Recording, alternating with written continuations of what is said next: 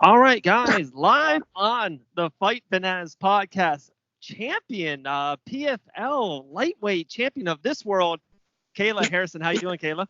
I'm good. I'm good. How are you? Doing really good, really good. It's great to talk to you again. Congrats to you as well. I hear. Th- I see your order. Thank you very much. How funny was that? Yeah, we gave twin girls. I really didn't do anything, but wife did all of it. And we're in the hospital, and it was just one of those things. Like, of course, we knew your fight was coming up. I was even talking to her about it. We were going to watch it together, New Year's Eve, and then the baby thing happened. So I was like, is it okay if we change the channel? We've been watching like HGTV for like 8 straight hours, and she's like, oh, absolutely, take it away. So the girls saw, championship bout hours into life. So there you go. Was I their first fight ever? That's pretty exciting. That is pretty cool. And they're like, the girl was like, my daughter Taylor, she's like, who's that rough guy with the big beard? I'm like, darling, that's Mike Tyson, the greatest fighter ever. It's just crazy. So, I'm teaching them well, very young, very young. I like it. You got to start that education early. Absolutely. All right, well, let's start there. So excited for you. The last time it was you and Kayla and Sydney. Kayla, K-Rock coming up. I know, right? True. I was gonna say, I think I saw that background earlier today with Kayla, but hey, we get it. The kind of the fun thing that came out of it, Sydney kept on saying, like, dude, check Kayla's, sock drawer. That's where she has her gold medals. So first and foremost, where's your championship belt? Is it at ATT? Is it here? Okay. All right. We'll go a little trip. There we go. Okay. There we go. All right. Well, so, okay.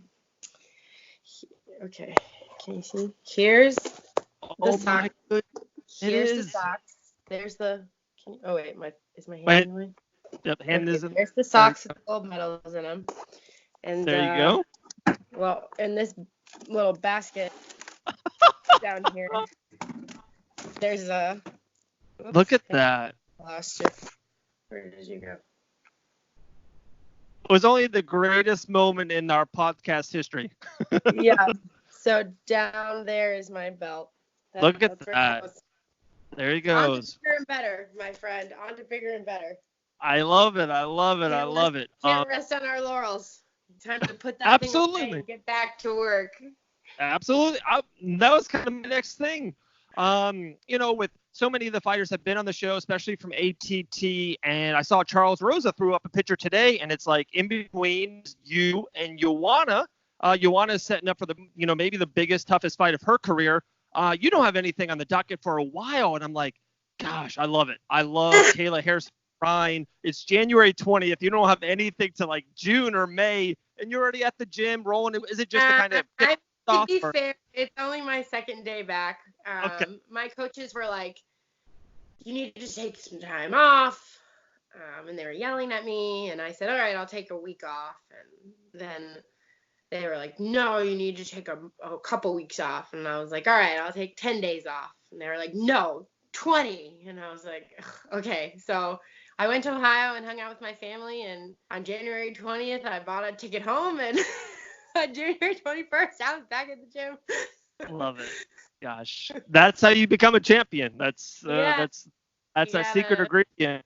I'm just lucky I get to do what I love every day, and it was good for me because I had a couple little injuries, so they're healing up. But yeah, I mean, I love what I do. The gym is my happy place, and I missed everybody, and I missed talking crap, and just being the annoying. I went to the gym today. I don't know if it's I wasn't wearing the shirt, but I had a rash guard with the last unicorn made on it and my YouTube logo on it. I went into the gym today rocking that. Absolutely. And that was before we were almost talking like a month or 6 weeks ago. I really wanted to get the YouTube show it's fun. I love it. It's literally a music video of you and wrestling Mako Mondays. It's so easy to watch. I have issues. I miss Mako Monday. I literally texted that to Richie, the gym manager. I was like, he posted something on ATT story about Mako Mondays or something, and I was like sitting at home, with my nephew, plowing through some biscuits and gravy, and I was just like, oh, I miss Mako Mondays. And then Mako was like, oh, I'm going to make you some real biscuits and gravy when you get back. So I was like, what am I doing? I need to get back. There you go. That's definitely, you get that plane ticket real quick if he's offering that up. Mako knows two things. He knows wrestling, obviously. He knows wrestling, but he knows how to eat. I trust that man with food for life. Those are two great things. Those are two great things. Wrestling. That's all I want. I want to know wrestling, and I want to know how to eat. Those are good things. Okay, so the championship's over. PFL 2019, it's all over. Can you put a bow on the whole environment, New York City, Madison Square Garden, all that, how they treated you and just the whole environment, ESPN2, all that. Can you put a bow on PFL 2019? Literally, it's like NYE, NYC, MSG, PFL. What is the word for that? Acronym. Acronyms. It's all these acronyms that are, I mean, you want to talk about hashtag city. No, I mean, honestly, it was just so amazing to be the last fight of the decade, for it to be the first women's 155-pound title fight, for us to be the main event of such a historic night with so many amazing fights going on. The PFL's in its second season, now going into its third. For me, it was just really humbling and amazing experience to be a part of it, to go through an entire year and, my entire career fighting for the same promotion, and from start to finish, this is where I had my very first professional fight, and this is where I got my first title, and on ESPN. It's just, sometimes I have to pinch myself. Is this really my life? It's ridiculous. It's pretty awesome. I don't need a gold belt. My life is awesome. I don't need that. All right, that can go in the cupboard, because my life that I live every day is just a blessing. That's awesome. You deserve it. You do. You put in the work. You put in the effort. You're once in a lifetime kind of an athlete, so you really do deserve it. It was cool. You got the victory. Like I said, Mike Tyson was there. Seems like you had a cool little weekend with him. Can you believe? Okay. Dude, can you believe this? Let's just think about this for a second. Right. Sometimes, let's just sit back here and think about my life. I'm a 16-year-old kid from Middletown, Ohio. I have no money.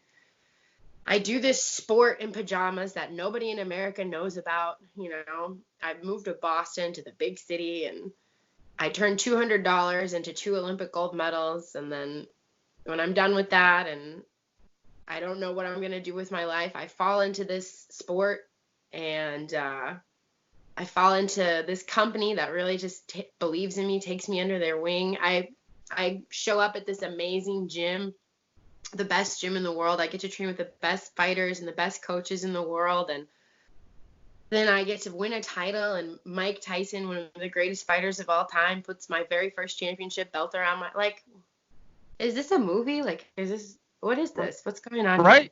What the hell? That's one of those Hallmark movies that my wife watches around Christmas time. Those are cheesy Hallmark movie. Granted, there are a lot of there's a lot of drama, and it's a little more soap opera-y than I would like at times, but it's pretty damn good. I can't complain. The highs are really high, so. That is awesome. And then, one of the biggest highs, your mother was there. You're like, hey, we're millionaires. It was so cool. You don't have to get into details on it. Have you said, okay, there's a watch I wanted. There was something for my mom I wanted, whatever it is. Did you get something yet like that? We're like, yeah, I got that.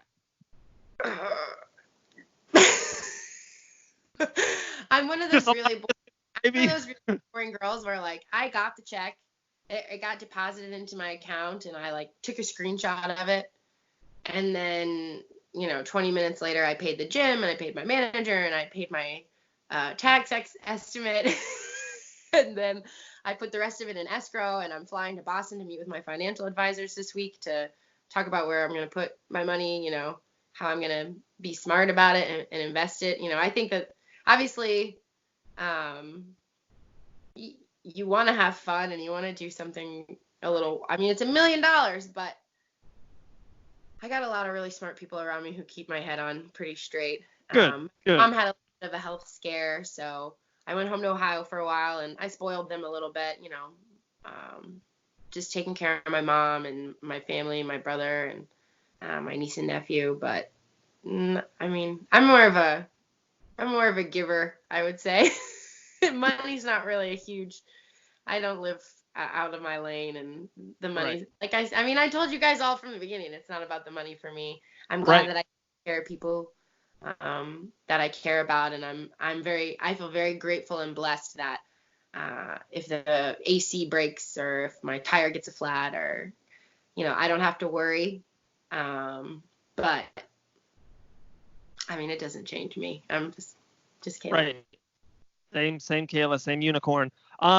You kind of mentioned one thing on it, and I had this written down was, last fight of the decade, you were the main event, female main event, MSG, and then also too, I was thinking, to me, unquestionably, American Top Team had the best 2019 with Amanda Nunes and what Georgie Masvidal did, Dustin the earlier year. And not even that, so many guys underneath, so many of those budding superstars with Sydney and just Titan FC's, Yuan Porta, just so many studs.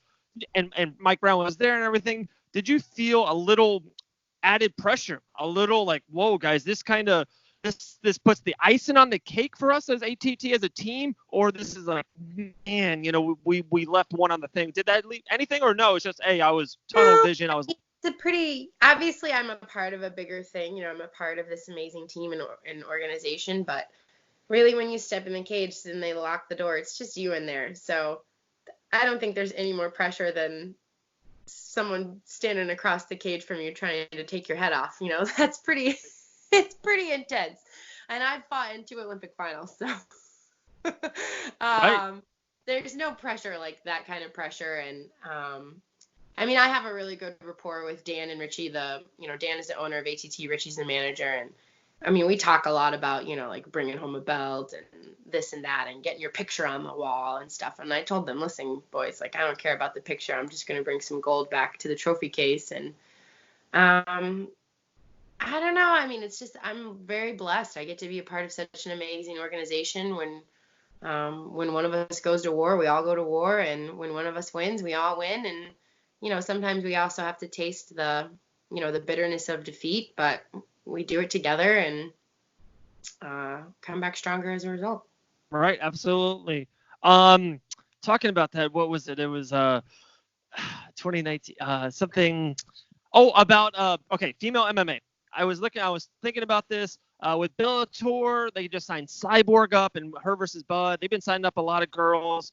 Of course, UFC is UFC. Amanda Nunes and what Ioana's about to do. Just so much going on, and just feels like you have like this, to me, like this ownership. Guy, I don't have to go anywhere. Like I'm my own fighter. I'm a stud. I'm a star. PFL wants me. It seems like you guys have a really good relationship. Am I right on that? Is it like you don't need the UFC or need Bellator? I'm just here to fight and be the best fighter I can be? Yeah, I mean, obviously, my ego and my my desire play a little bit of a role in when I think about that. I do have an amazing relationship with the PFL. I have signed on for another year. I'm going to, fight for them again and win another title. Seeing Cyborg and seeing these girls and it's difficult for me because as an MMA fan, I feel like right now in the industry, or even as just a passing fan, if you're not in the UFC, you're not taken as seriously. And because I fight a heavier weight class for females, I'm not taken as seriously. And because I've only had 7 fights, I'm not taken as seriously. And, because I am Ronda 2.0, I'm not taken as seriously. So I do have to kind of check my ego every once in a while, because that gets to me sometimes. I'm not going to lie. I'm not going to sit here and say like, oh, I don't give a shit, whatever. I'm happy where I'm at, and I am happy where I'm at, and I am happy doing what I'm doing. It is something that I'm going to have to think about long and hard. Like, am I going to be able to accomplish my goals to go down as one of the greatest ever if I don't ever step inside a different cage. That's something that I have to think about and see about, and I'll cross that bridge when I get to it. But for now, I'm going to fight whoever they put in front of me, and I'm going to take them down one by one. Right. You don't become a two-time Olympic gold medalist and the first PFL champion without a little bit of a chip on your shoulder, with a little bit of, I'm a badass attitude. So for sure, yeah, you can tell sooner or later maybe that comes to fruition, and we'll see. But yeah, it's really cool. I love how, to me, from an outsider, it has like you're making the PFL women's division something. I said like the PFL. I feel like the UFC, you'll just, there's all these fighters and there's great fighters and they come and go and they go in. You're creating something for the first time. It's really cool. No, I definitely feel like that. I definitely feel like I'm a part of something different. I feel like the PFL is changing the game, not just with the women's division, but with what they're doing in general. And it's something that I truly believe in. Like, to be quite honest with you, I'm not a huge fan of the UFC model. I'm not a huge fan of just the monopoly and the dictatorship that they have over the fighters. I'm not a huge fan of the pay structure. Some of the best fighters in the world fight for the UFC. They have done an amazing job of making themselves, they're like what Kleenex are to tissues. So I get it. And I think that they've done a great job. But I hope that I can help make the competition a little bit steeper. I hope that I can help change the game and evolve the game so that it's much more sport-based and sport-oriented, so that it, I would love for the PFL to be like an MLB or an NFL, where it's like, okay, you won the Super Bowl this year, but guess what? You're reigning Super Bowl champion, but you have to win all over again if you want to get there. I love that. I do too. And I talked to Jason Suarez. He was a Titan FC champion. He signed with PFL, and he goes, same thing. He goes, I could have went to the UFC, but like, he goes, I'm not a talker. He goes, like, he's undefeated. He's 14-0. He's a badass. He goes, the PFL will, I just have to win fights. Like, that's what I'm paid to do. I'm a fighter. If I go in and win fights, I will become a champion in main event. He goes, I could go 10-0 in the UFC, and he goes, I probably might not ever get a title shot. I might not ever get on the main card. He goes, I don't talk. That's just not who I am. So there is something there. There's something there. Crazy. Two last things for you. Fighters take notice of it. I think that it's just an amazing opportunity for fighters to put their own destiny in their hands, and it's a great opportunity for, I don't want to say for us to take the power back from promotions, but to just level the playing field. It's like, I'm not against the entertainment side of it as much as I used to be. Like, I understand that that's part of the business, and we come from, the boxing model and entertaining, and look, you look at the highest paid fighters, and they're the most entertaining ones. And I get that. But for me, personally, in my opinion, it's called mixed martial arts. It's rooted in martial arts. It's rooted in this very deep culture of respect, and every martial art you do, like, the number one thing is respect and discipline. And the people that I'm true fans of in the sport, like GSP or like Frankie Edgar, are these guys who never really lost who they were, to chase the dollar or to chase gold or to chase, being a legend. And it's really important to me personally that I stay true to who I am. And the true who I am is, like, I am a little bit sassy, and I do talk a little bit of trash on the mat. I mean, it's all in good fun, and I want to be able to back it up, obviously. And I'm a very opinionated person, and I'm very outspoken, but I would never want to be disrespectful to someone. I would never want to change who I am in order to reach my goals. So it's important to me that I stay true to myself. And I think that hopefully fighters see the PFL as a new avenue and a new opportunity to be themselves. If they want to be classy or trashy or whatever, it doesn't matter as long as you get the job done, Yeah, win and move on. Two more. Actually, something that came up from earlier. You said, did you feel more pressured in this main event to win the championship than your gold medals? It was 25 minutes, the longest you ever went. Did you feel a little bit more pressure than your gold medals? I mean, it's just such a different experience. Like in the Olympics, you have all of your matches in one day, but it's through a whole day. So you wake up early in the morning, and from morning till night, you're kind of on, and it's an entire day. It's an exhausting experience, but it's only 5 minutes, at a time. And most of my matches didn't go the distance. So, I mean, this is what I always think about, how I always break it down is like I trained 4 years or whatever for 15, 25 minutes of my life. And that's what I did this year. Again, I trained all year for 25 minutes of my life. Like all of that work, all of those hours, all of that sweat, all of that blood, all of those tears really went into 25 minutes. And I don't think it was more pressure. It's just different. I learned so much in this fight. Like, I learned so much. I'm so grateful for the opportunity and the experience, because I just first of all, I learned that I can go 25 minutes, I learned about, in the very first, I just learned so much. In the very first exchange, I got poked in the eye. And I was like, oh, God, that's what that feels like. Right, you right. know? And I think I ate a knee at one point, and we don't really throw knees in practice because they're a little bit dangerous. And I was like, oh, that's what a knee feels like. And this is what it feels like when you roll your ankle in the middle of the fight and you have to keep going. And, just a lot of things that I learned, and keeping my composure and being able to reset and be smart and make smart decisions. And I didn't feel pressure, though. I felt alive. It was just such a great high. That's awesome. That's awesome. All right. So 2 last things. One hopefully is funny, and then the second is hopefully funnier. First one is Amanda Nunes, Joanna, Valentina, Cyborg, any of these females, some of them train with daily, all the time. Do you have this inner in you that you think that you're the best pound for pound female fighter on this planet? No. No? Okay. No, not yet. I want to be eventually. Okay. I don't have the pedigree. I don't have the time. I don't have the experience. But I'm working damn hard to change that. I know that a lot of people think that I'm cocky or overly confident. But I'm just hungry. I think that people mistake me saying that I want to be one of the greatest of all time, and as me saying that that's just my personal goal, and that's what I want. And the more you say it out loud, the more you bring that to fruition. I truly believe the more you think about it, believe in it, see it, feel it, visualize it, that's what I want.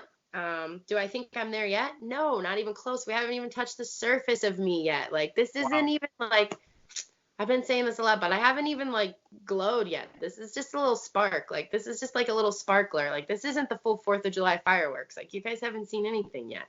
Wow, we're just scratching the surface. That's very, very exciting to hear that. Last is someone set you up a softball and you literally hit a grand slam. The whole you and Henry Cejudo Twitter beef. It was so funny. It took over mixed martial arts for a week straight. Did you have this in your back pocket ready for it, or just it came organically and naturally?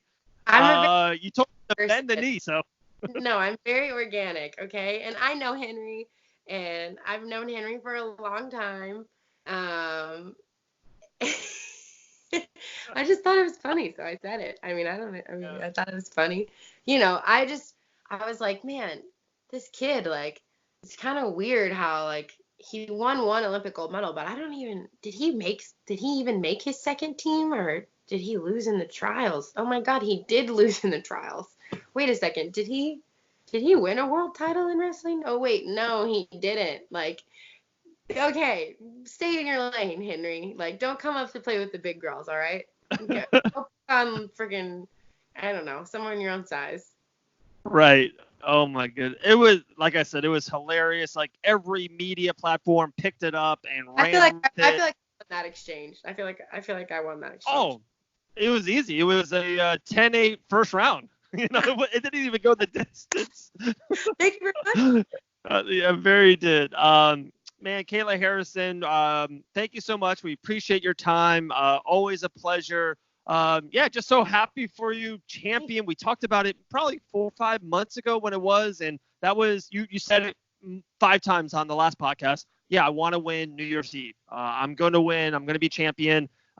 We just saw the belt underneath the sock drawer. Didn't even make it to the sock drawer. It's too big for the sock drawer. It's a big belt. That's a big belt. But yeah, continue success. Keep being you.